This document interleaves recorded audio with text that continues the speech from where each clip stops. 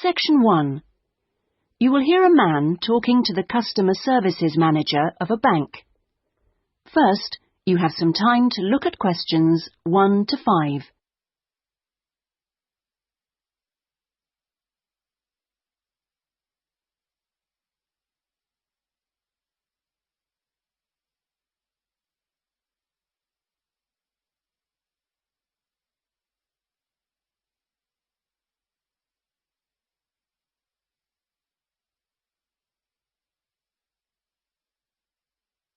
You will see that there is an example that has been done for you.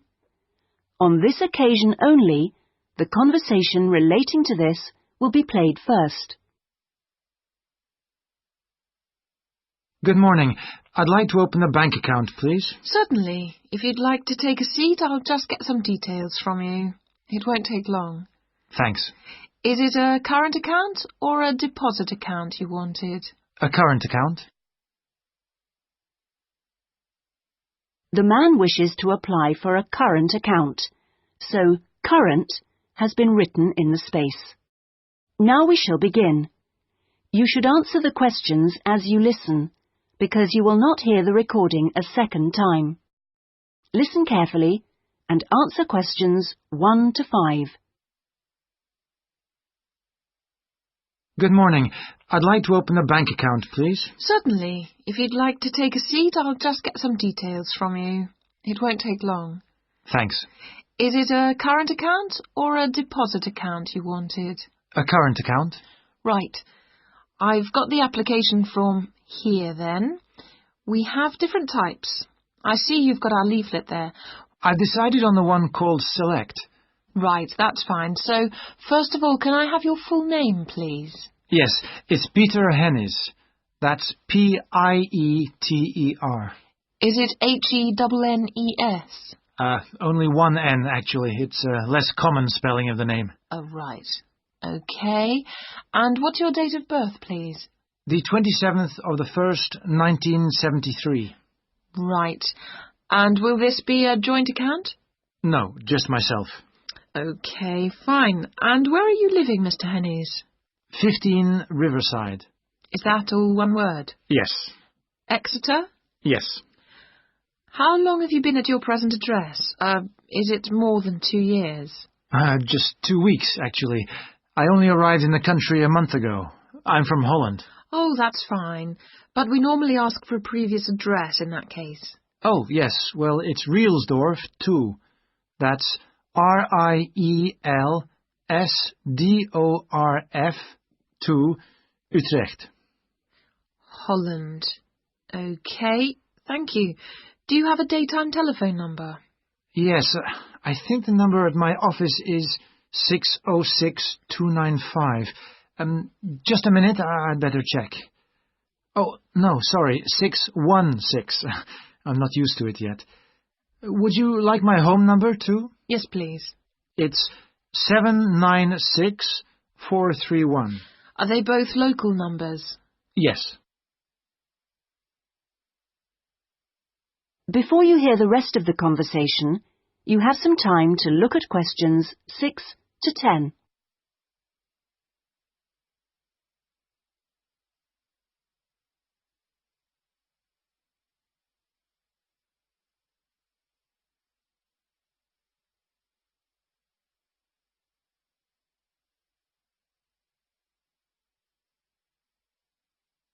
Now listen and answer questions 6 to 10.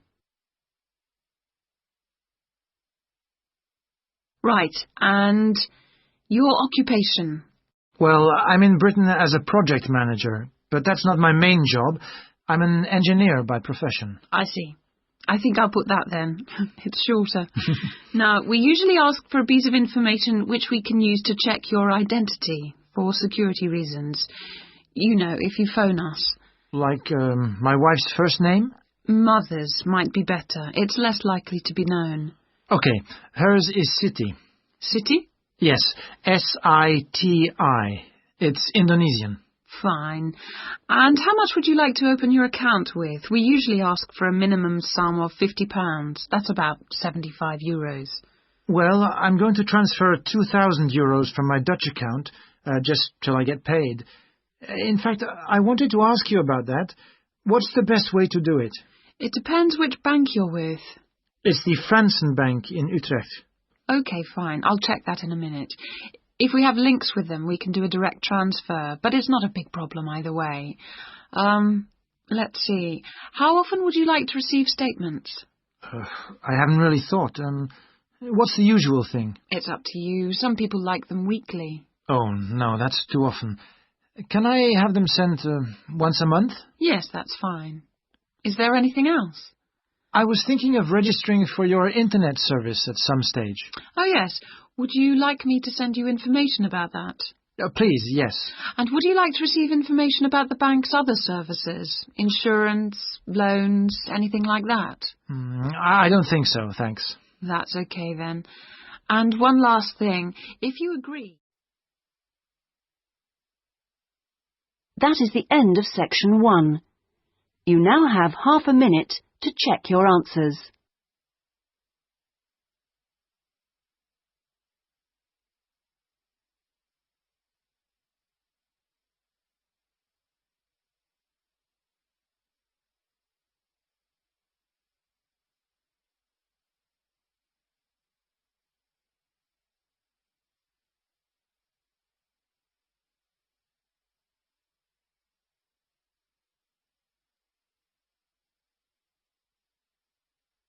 Now turn to section 2.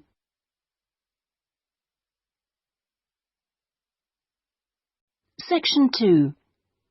You will hear a guide giving visitors to a country house information about the house and gardens. First, you have some time to look at questions 11 to 13.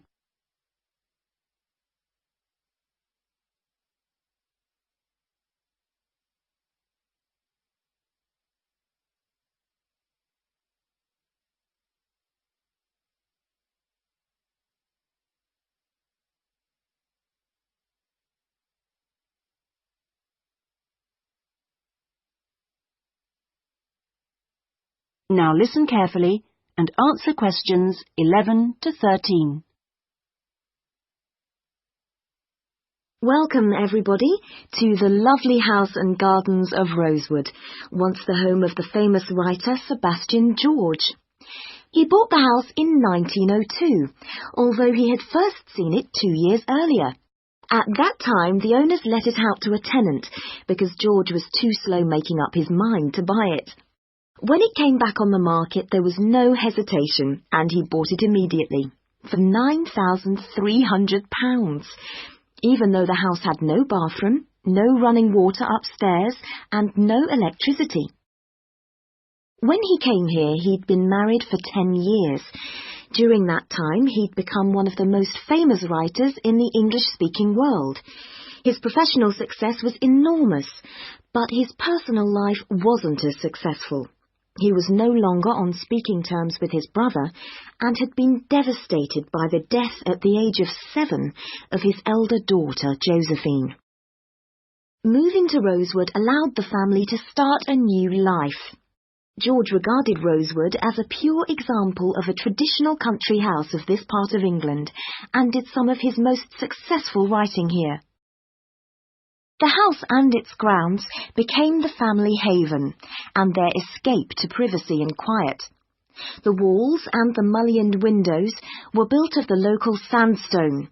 The tiles on the roofs and the bricks of the chimney stack were baked from local clay, and the wooden structures inside came from oak trees which grow around here. Before you hear the rest of the talk, you have some time to look at questions 14 to 20.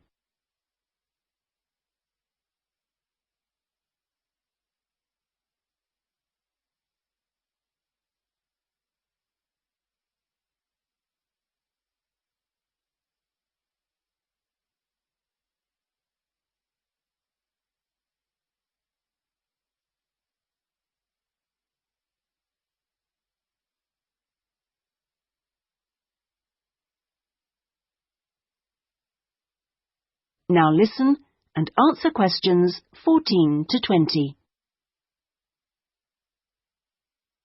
Now, please look at the map I've given you of the house and gardens. We're here at the information centre.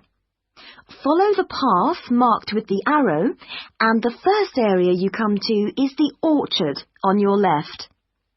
As you go further down the path, there's the kitchen garden on the right, and as you go round the first sharp corner, you will find to your left an area where different types of pear tree have been planted, as well as some lovely flowers. And this is known as Pear Alley, designed by George himself. Next to this is the greenhouse, where some exotic plants and fruits are grown. Follow the path round the second corner, and on your right you will see the entrance to the mulberry garden, with its 500-year-old tree. Past the mulberry garden, follow the path until you reach the front of the house. I suggest you spend a good hour wandering around this lovely building. A guide takes visitor groups round every 2 hours. If you would like to purchase any of George's books or other souvenirs, then leave the house by the side entrance, where you will find our shop, which is situated between the house and the garage, which contains the magnificent old Rolls-Royce car, which used to belong to George. I expect by this time you may also be in need of a rest and some refreshment. Most visitors are, so why don't you visit the tea room on the far side of the garage? If you have time, there is a lovely walk down towards the River Dudwell. For me, this is the best part of the estate. This isn't on the map, but it is all clearly signposted. You cross the field, which spreads along the banks of the river. In spring, this area is well worth a visit. Spend a minute or two watching the water pass by underneath as you cross the footbridge, and then continue along the river walk through the woodland. On a hot summer's day, the trees along this path provide welcome shade. Eventually, you come to the watermill, which used to provide the electricity for the house. Only about 4 hours every evening in George's time.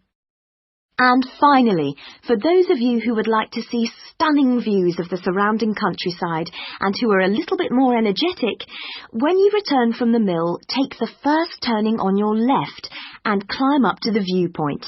You won't regret it. Enjoy your visit. That is the end of section 2. You now have half a minute to check your answers.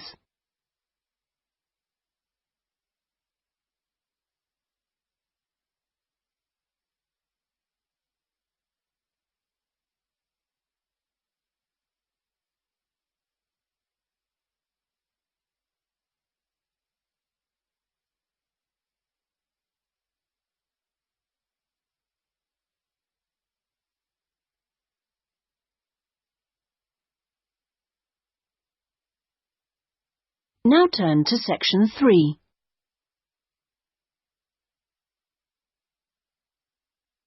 Section 3. You will hear 2 students, Jack and Lucy, discussing a marketing assignment they are working on together. First, you have some time to look at questions 21 to 24.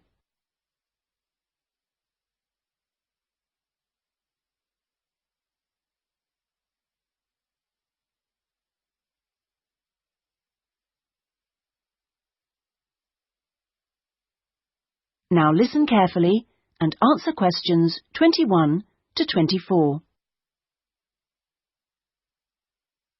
Lucy, we really need to get working on this marketing assignment.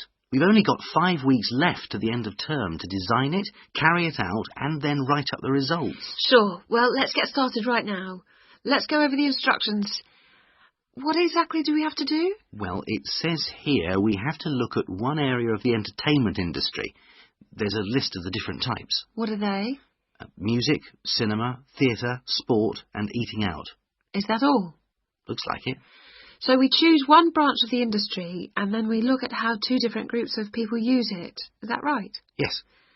And do we have to use any particular method to get our data? Can we mail out a questionnaire or do face-to-face interviews or maybe even observations? Well, actually, it looks like we don't have a choice.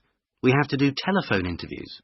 OK, so at least we don't have to waste time deciding between the different methods. Yeah, that's right. Oh, and the other requirement is the number of interviewees. Not too many, I hope. 10?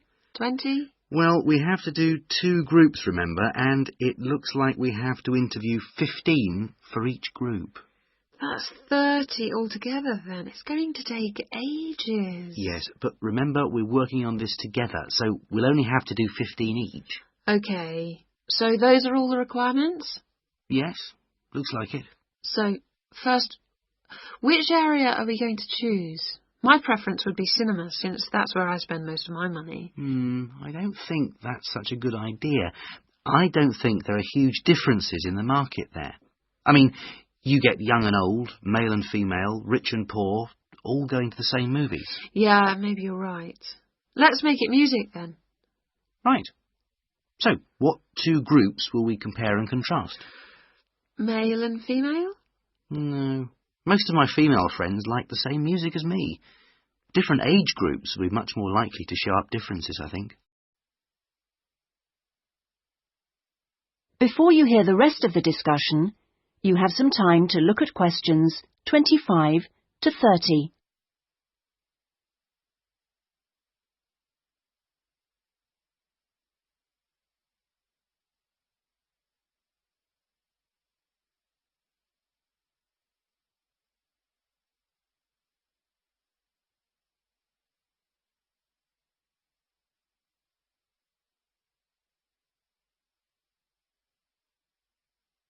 Now listen and answer questions 25 to 30.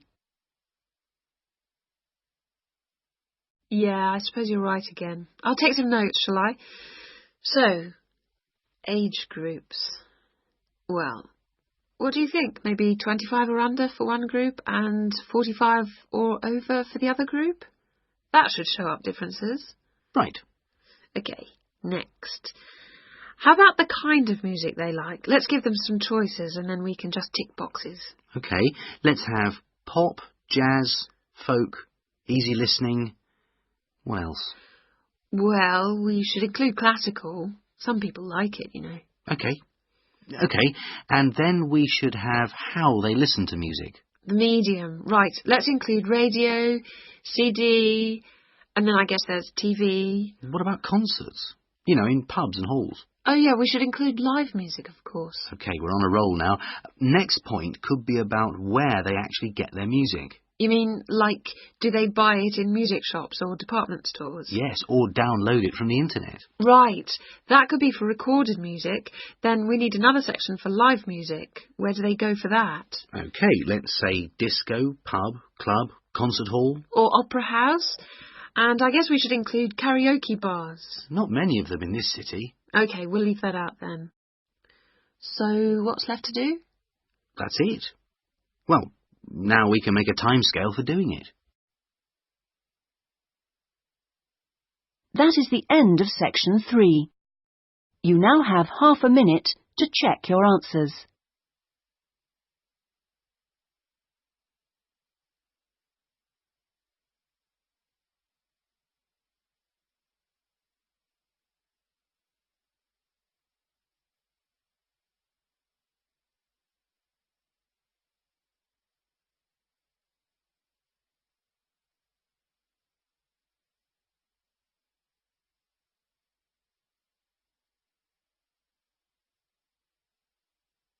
Now turn to section 4.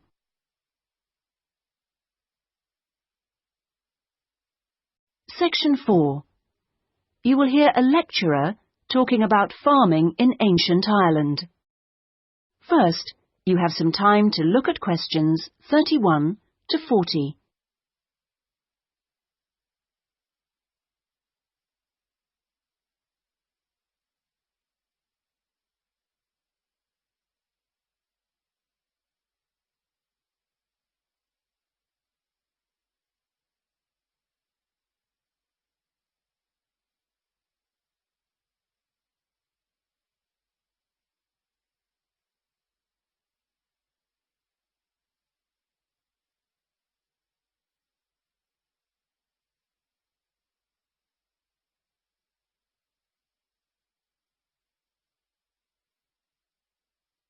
Now listen carefully and answer questions 31 to 40. Good morning, everyone. Last week we were looking at the hunter-gatherers in Ireland, across the Irish Sea from England. Today we're going to move on to the period between 4,000 and 6,000 years ago, known as the Neolithic period, which is when a total farming economy was introduced in Ireland. Now, there are several hypotheses about the origins of the first Neolithic settlers in Ireland, but most of these contain problems. For instance, there are considerable archaeological difficulties about the theory that they came from England. The evidence doesn't really add up. But there are even greater practical problems about the theory that they came directly from continental Europe. For one thing, it's not clear just how sufficient numbers of men and women could have been transported to Ireland to establish a viable population. As you know, the hunter-gatherer economy which existed beforehand was based on small, scattered groups. The farming economy would almost certainly have required much larger communities to do all the work needed to plant and tend sufficient crops to sustain them through the year. The early farmers kept various animals, including cattle and sheep. There's also evidence of pigs, but it is possible that these could have been descended from the native wild species. Now, we know from modern farming that if the level of breeding stock falls below about 300 females, the future of the species locally is at risk. So we must assume that from the beginnings of Neolithic farming, the number of breeding sheep would have considerably exceeded 300, and the national cattle herd must have been of a similar size. The question is how these were brought to the area and where they came from. It's usually suggested that the Neolithic settlers used skin-covered boats to transport livestock, but this method would have severely restricted the range of the colonizing fleets. The sheer volume of animal transport necessary means it's unlikely that this livestock could have been brought from anywhere further than England. What about crops? Well, two main cereal crops were introduced to Ireland during this time, wheat and barley, both in several varieties. The main evidence for their presence consists of impressions on pottery, where a cereal grain accidentally became embedded in the surface of a pot before it was fired. The grain itself was destroyed by the firing, but it left an impression on the pot which could be studied and identified by botanists.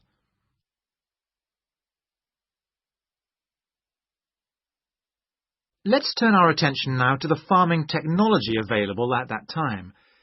Before the cereal crops could be planted, it would have been necessary to clear the forest and to break the ground by ploughing. The stone blade of a plough has been discovered during excavation in County Mayo in Western Ireland.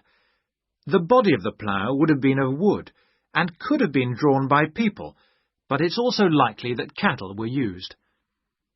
Now, the cultivation of crops and the husbandry of livestock brought about changes in people's lifestyle, such as the type of shelters they made. For one thing, instead of moving from place to place, they needed permanent dwellings.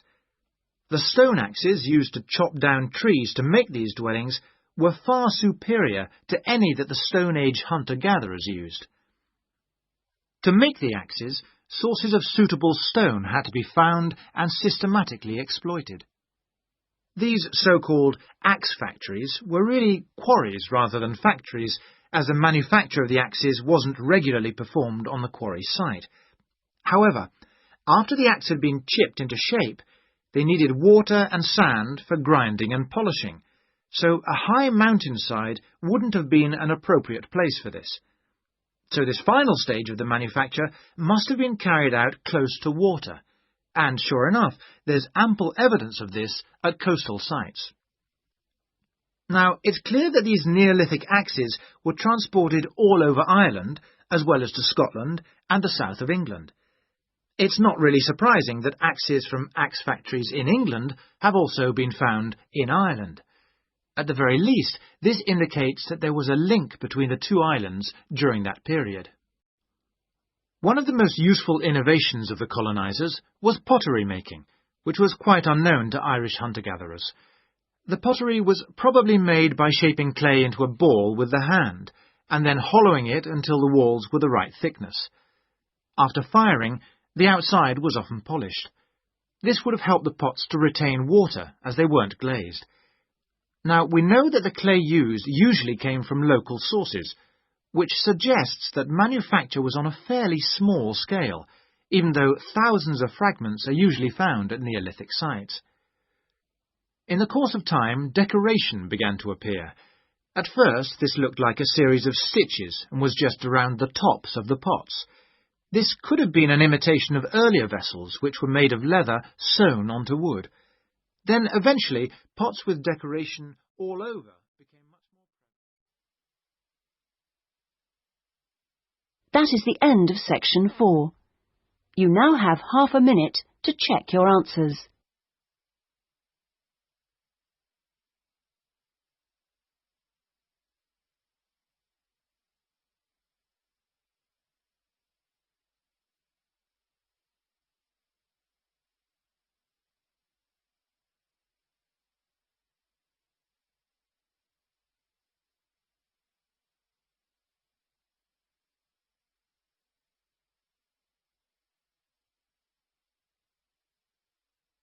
That is the end of the listening test. In the IELTS test, you would now have 10 minutes to transfer your answers to the listening answer sheet.